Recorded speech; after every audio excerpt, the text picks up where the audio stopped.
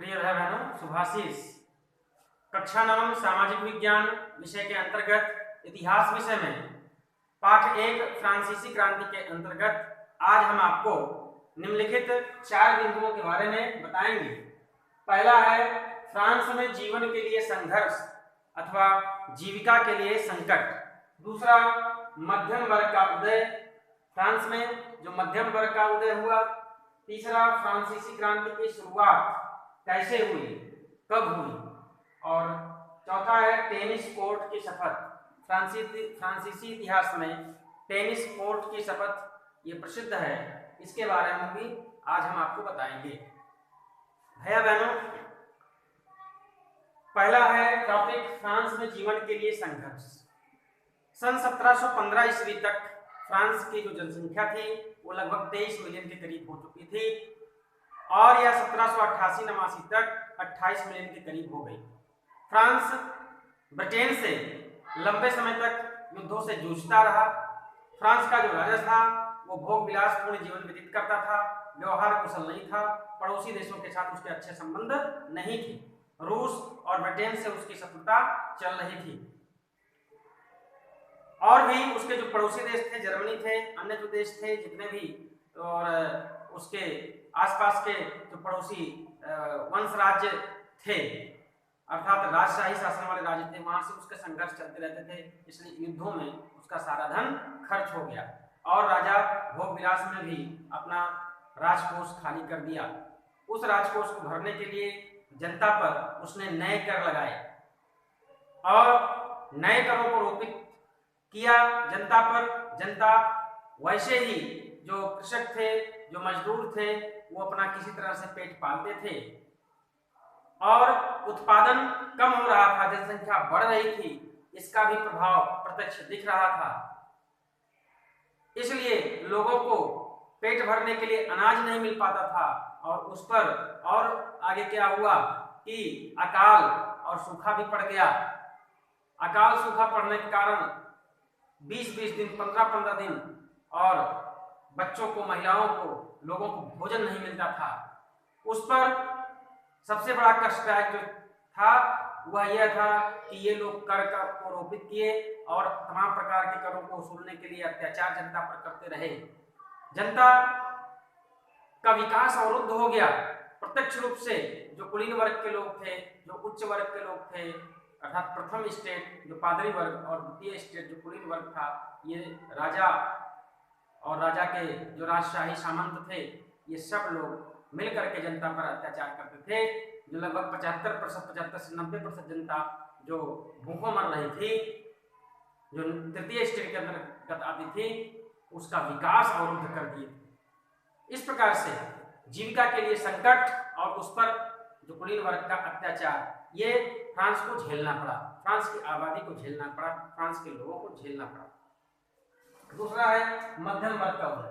France में उद्योगों का विकास हो चुका था। उद्योगों का विकास होने के कारण शहरीकरण हुआ। शहरीकरण के कारण अनेक प्रकार के व्यापारियों का उदय हुआ और वो व्यापारी समुद्र पार अनेक देशों से व्यापारिक संबंध स्थापित किए, वहां से मुद्रा अर्जित किए, विदेशी मुद्रा अर्जित किए और धनवान बने। उसके साथ ही व्यापारियों के साथ साथ और शिक्षा का विकास हुआ, तो शिक्षकों का और दार्शनिकों का उदय हुआ। वॉल्टेयर, रूसो और जॉन लॉक ऐसे अनेक दार्शनिक हुए जिन्होंने अपने नवीन विचारों को प्रकाशित किया, पत्र पत्रिकाओं के माध्यम से, अपने पुस्तकों के माध्यम से जनता में प्रचारित किया और वह राजशाही का विरोध किए। राजशाही का विरोध करने के साथ साथ स्वतंत्रता, समानता और विश्व बंधुत्व की भावना का प्रचार प्रसार किया अपने पुस्तकों के माध्यम से, अपने लेखों के माध्यम से। और उस पर जो वंश के आधार पर और सामाजिक दायित्वों का निर्वहन कर रहे लोग थे, उनका उन्होंने विरोध किया और योग्यता के आधार पर सामाजिक पदों पर नियुक्ति की बात की। अर्थात शासन वही कर सकता है जो योग्य हो। फ्रांस का शासक अयोग्य था, भोग विलासी था, उसके अच्छे संबंध नहीं थे। वह अपनी रानी मैरी एंटोनेट जो ऑस्ट्रिया की राजकुमारी थी, उसके पास में, प्रेम पास में वह पड़ा हुआ था, इसलिए वह प्रजा पर ध्यान नहीं दे रहा था। अर्थात वो यह चाहते थे, जो जॉन लॉक, रूसो, वोल्टेयर ऐसे जो दार्शनिक थे वह यह चाहते थे कि योग्यता ही सामाजिक दायित्वों का आधार बने, सामाजिक पदों का आधार बने। इस नाते से ये मध्यम वर्ग ने एक नई क्रांति का जन्म दिया, फ्रांस में नई विचारधारा की शुरुआत की। तीसरा है फ्रांसीसी क्रांति की शुरुआत। भैया बहनों, फ्रांसीसी क्रांति की शुरुआत केवल सर्वहारा वर्ग ने ही नहीं किया। जब फ्रांस का राजकोष लगातार युद्धों में लिप्त रहने के कारण और राजा की फिजूल खर्ची के कारण खाली हो चुका था, उस समय जो सम्राट था वह कुलीन वर्गों पर भी और कर रोकने की बात कही और कर लगाना चाहा, लेकिन जो कर लगाने की बात सामने आई कुलीन वर्ग के ऊपर, तो कुलीन वर्ग की एक संस्था थी जिसे पार्लेमा कहते हैं। फ्रांस में ऐसे 13 पार्लेमा विभिन्न क्षेत्रों में थे। जो पेरिस का पार्लेमा था उसने विरोध किया। पार्लेमा अर्थात ये पेरिस का उच्च न्यायालय था, ये एक प्रकार का न्यायाधीशों की एक संस्था थी, न्यायपालिका एक प्रकार की थी, और उस न्यायपालिका ने अर्थात पार्लेमा ने उसका विरोध किया, राजा के इस विचार का, इस प्रस्ताव का कि कुलीन वर्ग पर भी और कर लगाया जाए, क्योंकि कुलीन वर्ग और उच्च वर्ग करों से मुक्त रहते थे, केवल तृतीय स्टेट के लोग ही कर देने के हिस्सेदार थे, कर देने के अधिकारी थे। और इस प्रकार से ये जो तीसरा जो दूसरा वर्ग था कुलीन वर्ग, और वह कुलीन वर्ग इसका विरोध किया, तो राजा ने स्टेटस जनरल जो फ्रांस की संसद है उस संसद में ये कर लगाने का, कुलीन वर्ग पर कर लगाने का, नए कर लगाने का प्रस्ताव रखा।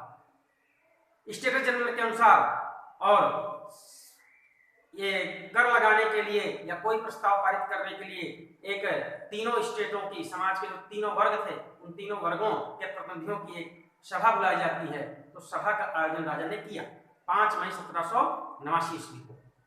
5 मई 1789 ईस्वी को सभा का आयोजन हुआ, जिसमें प्रथम स्टेट से, द्वितीय स्टेट से 300 प्रतिनिधि, और तृतीय स्टेट जो सर्वहारा वर्ग था, जो निम्न वर्ग था, किसानों, मजदूरों, कारीगरों का वर्ग था, उस वर्ग से 600 प्रतिनिधि भाग लिए।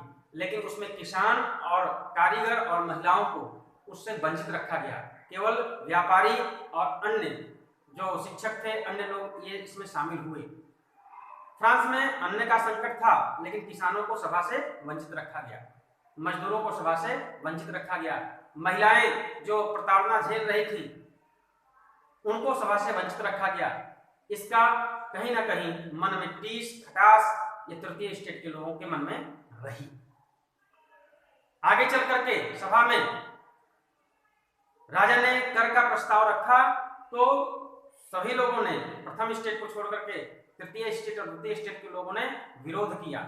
लेकिन स्टेटस जनरल के नियमों के अनुसार और राजा के संसद के अनुसार, और जो प्रस्ताव में मत देने का अधिकार केवल तीनों वर्गों के एक प्रतिनिधि का था, जो राजा का व्यक्ति होता था।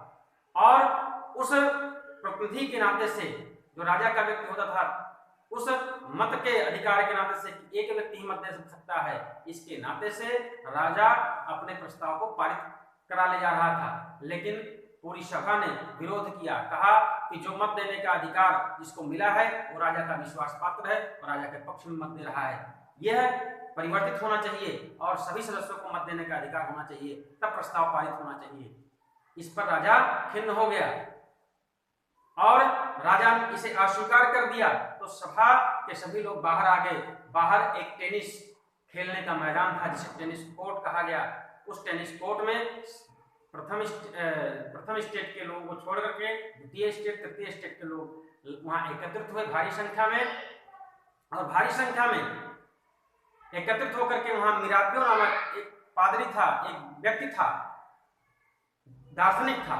मिरापियो नामक एक दार्शनिक था। उस दार्शनिक के नेतृत्व में वहां सब लोग एकत्रित हुए। एकत्रित होकर के वहां एक नई सभा का गठन किए जिसे नेशनल असेंबली कहा गया, और वही फ्रांस का जो है निर्णायक अर्थात फ्रांस का संविधान निर्माता बना। उन्होंने एक नया कानून बनाने की बात कही और उन्होंने यह शपथ ली कि जब तक यहां से हम फ्रांस का संविधान नहीं बना लेते हैं तब तक हम यहां से हटेंगे नहीं, चाहे हम लोगों के साथ और पेशेवर मुजरिम जैसा व्यवहार क्यों ना किया जाए, उसको भी हम सह लेंगे, लेकिन संविधान बनाकर ही छोड़ेंगे। 20 जून 1789 ईस्वी को टेनिस के कोर्ट मैदान में, और मिराबेau ने उस पूरे नेशनल असेंबली अर्थात जो सभा से बाहर होकर के आए थे उनके साथ मिलकर के यह शपथ ली, और 1791 ईस्वी में एक संविधान फ्रांस का तैयार हुआ। तो ये टेनिस कोर्ट की शपथ, यह फ्रांसीसी क्रांति की शुरुआत की एक घटना है। संविधान का निर्माण, फ्रांस के संविधान का निर्माण, ये फ्रांसीसी क्रांति की शुरुआत की एक घटना है, और शुरुआत 5 मई 1789 ईस्वी को फ्रांसीसी क्रांति की शुरुआत हो चुकी थी। आगे चल करके 17 जुलाई 1789 ईस्वी को और बास्तिल की घटना के साथ क्रांति की एक औपचारिक शुरुआत हुई, तो वो अलग बात है, लेकिन 5 मई 1789 ईस्वी को ही फ्रांस की क्रांति की शुरुआत हो चुकी थी। वहीं पर बगल में ही जो स्टेट्स जनरल है, स्टेट्स जनरल के बगल में टेनिस का मैदान है, वहां लोग एकत्रित होकर के और संविधान निर्माण करने का शपथ लिए, जिसे फ्रांसीसी इतिहास में टेनिस कोर्ट की शपथ कहा जाता है।